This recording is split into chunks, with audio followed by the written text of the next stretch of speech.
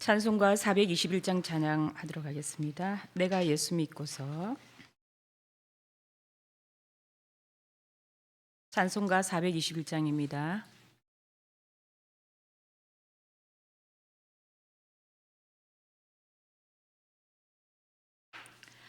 내가 예수 믿고서 죄사함 받아 나의 모든 것 다 변했네.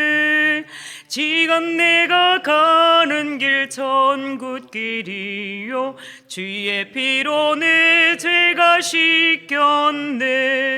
나의 모든 것 변하고 그 피로 구속받았네. 하나님은 나의 구원 되시오니 내게 정죄함 없겠네. 주님 밝은 빛 되사 어둠에 지니 나의 모든 것 다 변했네. 지금 내가 주 앞에 온전케 됨은 주의 공로를 의지함일세. 나의 모든 것 변하고 그 피로 구속받았네. 하나님은 나의 구원 되시오니 내게 정죄함 없겠네.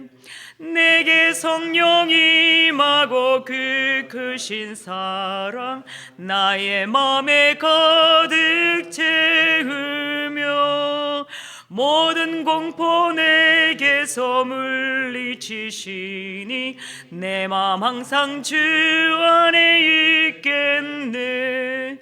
나의 모든 것 변하고 그 피로 구속받았네. 하나님은 나의 구원 되시오니 내게 정죄함 없겠네. 아멘. 사도신경으로 신학 고백 드리겠습니다. 나는 전능하신 아버지 하나님 천지의 창조주를 믿습니다. 나는 그의 유일하신 아들 우리 주 예수 그리스도를 믿습니다. 그는 성령으로 잉태되어 동정녀 마리아에게서 나시고 본디오 빌라도에게 고난을 받아 십자가에 못 박혀 죽으시고 장사된 지 사흘 만에 죽은 자 가운데서 다시 살아나셨으며 하늘에 오르시어 전능하신 아버지 하나님 우편에 앉아 계시다가 거기로부터 살아있는 자와 죽은 자를 심판하러 오십니다. 나는 성령을 믿으며 거룩한 공교회와 성도의 교제와 죄를 용서받는 것과 몸의 부활과 영생을 믿습니다. 아멘.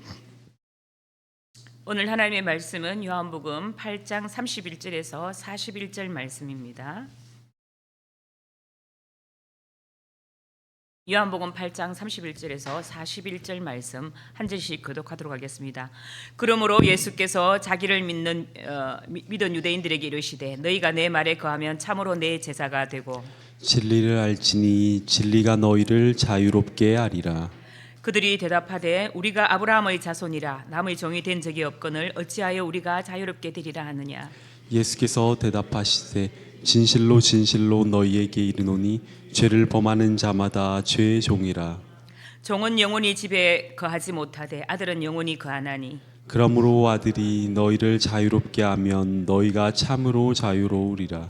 나도 너희가 아브라함의 자손인 줄 아노라. 그러나 내 말이 너희 안에 있을 곳이 없으므로 나를 죽이려 하는도다. 나는 내 아버지에게서 본 것을 말하고 너희는 너희 아버지에게서 들은 것을 행하느니라. 대답하여 이르되 우리 아버지는 아브라함이라 하니 예수께서 이르시되 너희가 아브라함의 자손이면 아브라함이 행한 일을 할 것이거늘 지금 하나님께 들은 진리를 너희에게 말한 사람인 나를 죽이려 하는도다. 아브라함은 이렇게 하지 아니하였느니라. 함께 읽겠습니다. 너희는 너희 아비가 행한 일들을 하는도다. 대답하되 우리가 음란한 데서 나지 아니하였고 아버지는 한 분뿐이시니 곧 하나님이시로다. 아멘. 오늘 말씀은 진리가 너희를 자유롭게 하리라 라는 제목을 가지고 함께 말씀을 나누겠습니다. 오늘 본문 앞절 30절 말씀에 보면은 많은 사람들이 예수님을 믿었다고 이렇게 말씀을 합니다.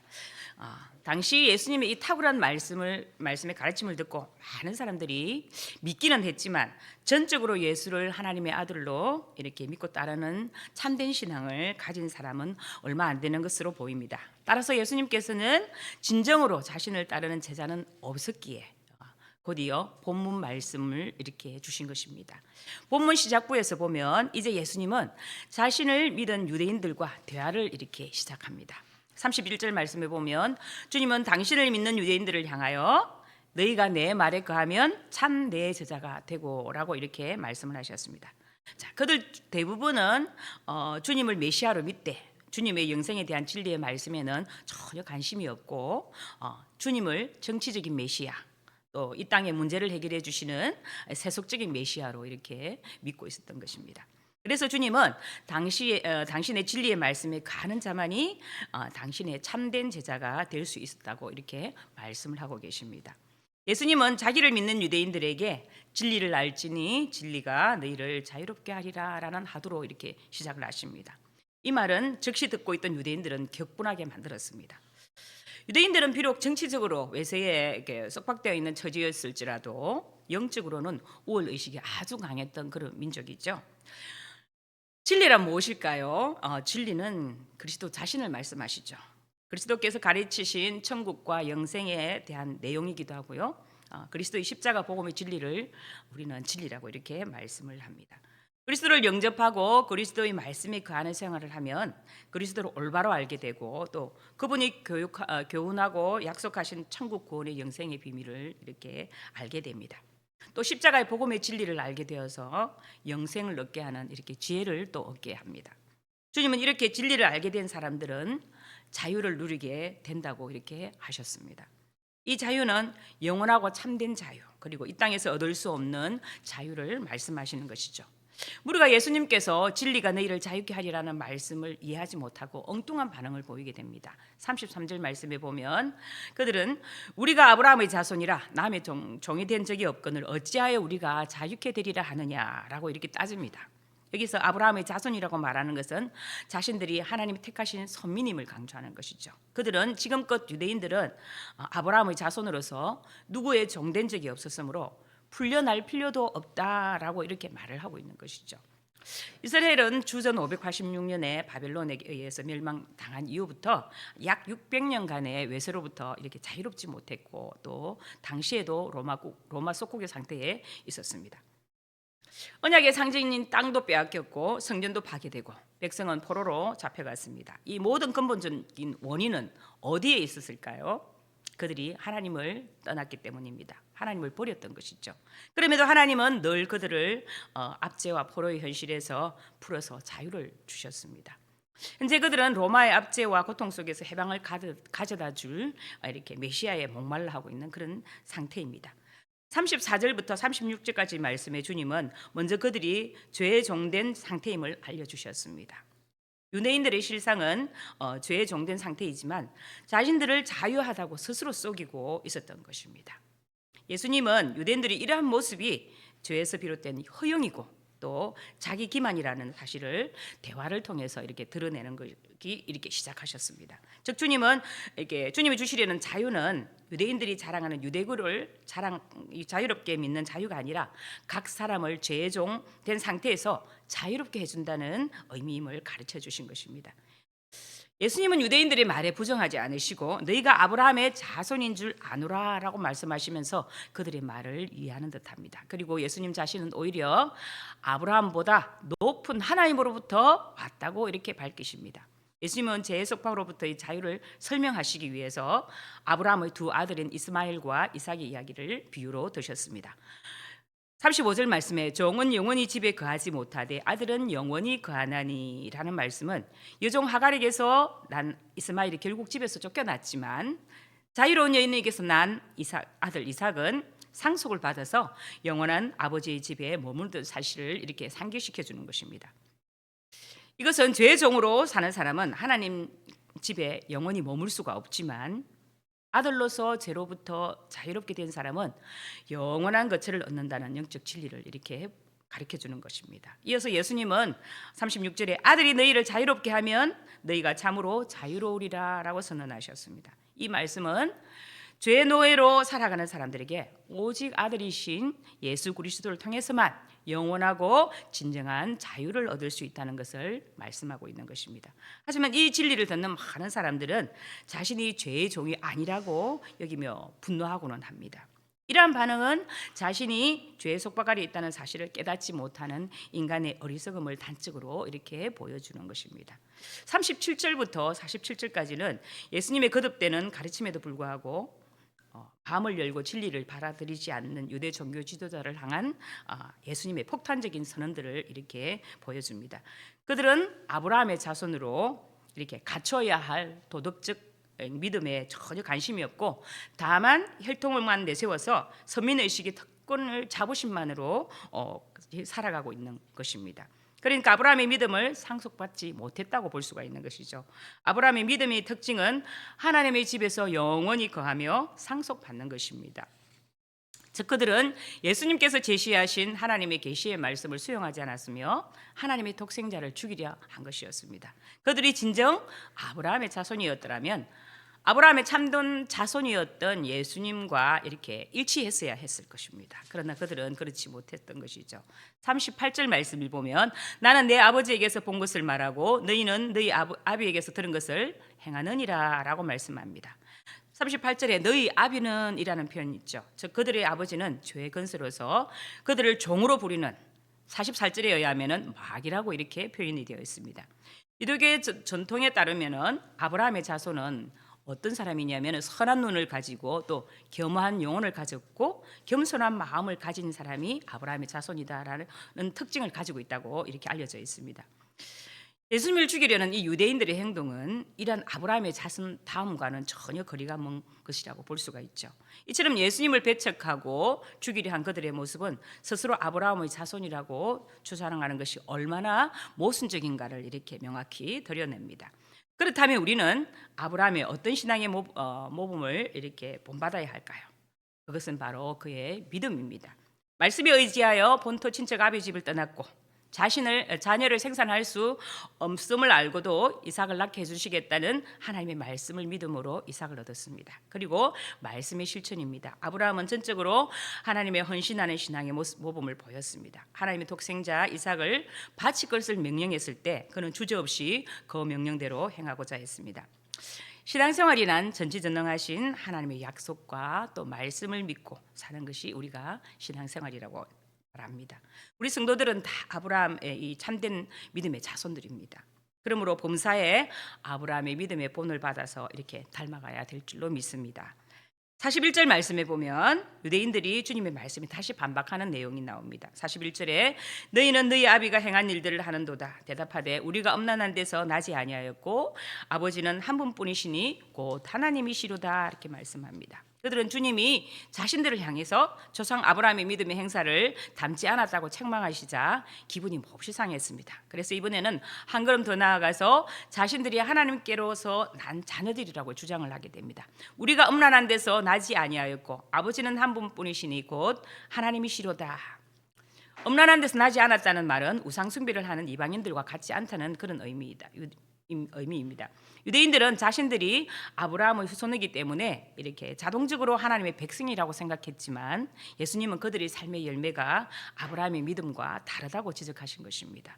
그리스도가 오시기 전 최후의 선지자 말라기를 통해서 하나님은 다음과 같이 이스라엘을 책망을 하셨는데요.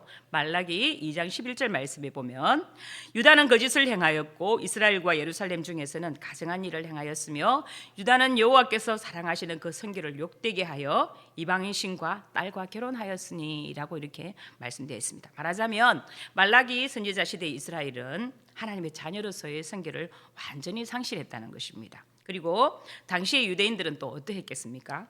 이방 세계의 풍조에 물들어서 이혼과 간음을 함부로 하고 또 종교 지도자들과 유력한 자들은 로마에게 아부하며 로마 황제를 섬겼던 것이죠.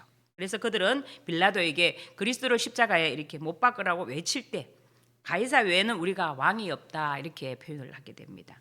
이렇게 스스로 자신들이 어리석은 고백을 했던 것이죠. 하나님께서는 그들은 더 이상 당신의 장자요 또 자녀로 이렇게 인정하지 않으셨던 것입니다.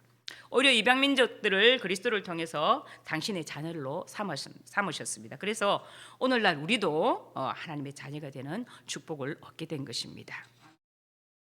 56절과 58절 말씀에 오늘 읽었지 않았던 말씀이지만 이렇게 표현을 합니다. 너희 조상 아브라함은 나의 때 볼 것을 즐거워하다가 보고 기뻐하였느니라. 예수께서 이르시되 진실로 진실로 너희에게 이르노니 아브라함이 나기 전부터 내가 있느니라 하시니라고 말씀합니다. 처음 예수님과 유대인의 논쟁은 진리가 자유롭게 한다는 말에서 시작해서 마지막에는 나 예수는 아브라함이 나기 전부터 있는 하나님이로다라고 말씀을 마치게 됩니다. 우리를 자유롭게 하신 분은 하나님의 아들로서 우리에게 오신 예수 그리스도이십니다. 예수님은 죄의 종인 우리를 자유롭게 하셨습니다. 그럼 우리는 아브라함처럼 믿음으로 반응해야 합니다. 참된 신자는 하나님의 음성을 들을 때 즉각적으로 순종하며 예수님의 일하심을 본받아야 합니다. 사랑하는 성도 여러분, 그래서 우리는 예수님의 말씀을 들을 뿐만 아니라 예수님의 말씀에 거해야 합니다. 예수님의 말씀에 거한다는 것은 예수님의 말씀이 우리 안에 거하는 것을 또한 의미합니다. 예수님의 말씀이 우리 안에 거할 때 우리는 예수님의 말씀을 따라 살 수가 있게 되는 것입니다. 성경의 묵상은 예수님의 말씀을 읽고 읽은 말씀을 우리 안에 거하게 하는 것입니다. 우리 안에 예수님의 말씀이 거할 때 우리는 그 말씀을 따라 살 수 있고 이것이 곧 예수님이 말씀 안에 거하는 것입니다. 날마다 말씀을 읽고 그 말씀을 거하며 예수 그리스도의 진리 안에서 하나님의 자녀로 자유롭게 누리며 살아가는 하나님의 백성, 주님의 제자 되시기를 주님의 이름으로 축복드립니다. 기도하겠습니다. 사랑이 많으신 아버지 하나님, 죄의 종으로 살아왔던 우리를 진리로 오신 예수 그리스도를 통해서 자유롭게 하여 주시고 구원의 은혜를 베풀어 주심에 감사드립니다. 아브라함의 믿음이 곧 우리의 믿음이 되게 하여 주시고 하나님의 음성을 들을 때 그 말씀에 순종하며 참된 신자가 되어 살아갈 수 있도록 인도하여 주시옵소서. 예수님을 나의 단지 소원을 들어주시는 한정된 분으로 제한하지 않게 하여 주시고 우리가 그 예수 그리스도, 이 땅에 오신 예수 그리스도 십자가를 지시며 우리를 위해 달려 죽으신 그 은혜를 생각하여 날마다 그 말씀에 주시는 그 말씀 안에 거하기며 살기를 소망합니다. 오늘도 우리가 이 말씀을 붙들고 하루를 살아낼 수 있도록 주님 우리를 붙잡아 주시옵소서. 온전한 믿음 안에서 자유를 누리며 살아갈 수 있도록 붙들어 주시옵소서. 비록 환경은 우리를 아버지 하나님 어렵게 할지라도 우리의 심령 가운데서는 온전한 하나님으로 인하여 자유를 누리며 이 땅에 살아갈 수 있도록 정말 진정한 하나님의 그리스도의 백성으로 살아갈 수 있도록 우리를 붙잡아 주시옵소서. 오늘도 이 말씀을 붙들고 하루를 살아가는 믿음의 하루가 되기를 간절히 소망합니다. 우리를 붙들어 주시기를 간절히 소망하며 우리 주 예수 그리스도 이름으로 기도드립니다. 아멘. 하늘에 계신 우리 아버지의 이름을 거룩하게 하시며 아버지의 나라가 오게 하시며 아버지의 뜻이 하늘에서와 같이 땅에서도 이루어지게 하소서. 오늘 우리에게 일용할 양식을 주시고 우리가 우리에게 잘못한 사람을 용서하여 준 것 같이 우리 죄를 용서하여 주시고 우리 죄를 힘 빠지지 않게 하시고 악에서 구하소서. 나라와 권능과 영광이 영원히 아버지의 것입니다. 아멘.